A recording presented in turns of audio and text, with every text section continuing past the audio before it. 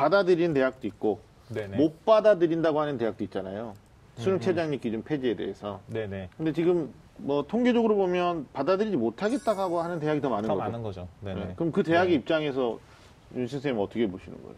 그러니까 지금 그 김학수 선생님이 중간에 그런 말씀을 해주셨는데 이게 전혀 상관없는 얘기 같지만 조금 같이 유의미 있게 우리가 고민해 봐야 될 얘기 중에 하나가 뭐냐면 예전에 그런 얘기가 있었어요. 그 대기업이 신입사원을 선발했을 때 이 선발된 신입사원들이 대학에서 생활하면서 배워온 지식과 경험이 회사에 와서 이 유효한 이 유통기간이 얼마 정도 될까를 그냥 상징적으로 그렇게 이야기를 해본 적이 있는데 그게 한 3개월 정도라고 하더라고요. 그러니까 그게 무슨 얘기냐면 기업이 대학 교육을 신뢰할 수 없다. 이 얘기거든요.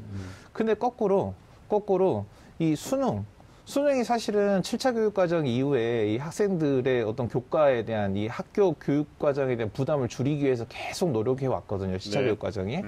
그리고 이제 사실은 이 수능 최저 학력 기준이 사실 논란이 될 수밖에 없는 게 이제 올해 이제 8월에 이 수능을 절대평가 또는 상대평가 체제라는 두 개의 큰 틀 안에서 뭔가를 양단 간의 결정을 하게 되면 이건 어떤 결정이냐에 따라서 이것에 대해서 고민을 해야 되는 문제잖아요. 그래서 지속적인 기준으로 유지하기 어렵다라는 점을 좀 가지고 있는 거예요. 그래서 제가 볼 때는 아까 김학수 선생님이 그런 말씀 하셨어요. 저도 처음에 그런 얘기 했는데, 대학에 봤을 때, 이 종단 연구를 했을 때, 어떤 전형을 가지고 해서 선발들이 더 많은 이 학업 성취도를 보이냐를 보면, 상위권 대학은 학생부 종합전형에서 선발되는 아이들의 학업 성취도가 더 좋다는 거예요. 그러니까 결국은 무슨 얘기냐면, 이 최상위권 대학들이 학생부 종합전형에서 선발을 할 때 연대가의 입장에서 봤을 때는 어쩌면 이 수능 최저 기준 적용하지 않고도 우수한 애들을 뽑을 수 있거나 또는 없었을 때 오히려 더 우수한 애들을 뽑을 가능성이 더 크다고 보는 거고요.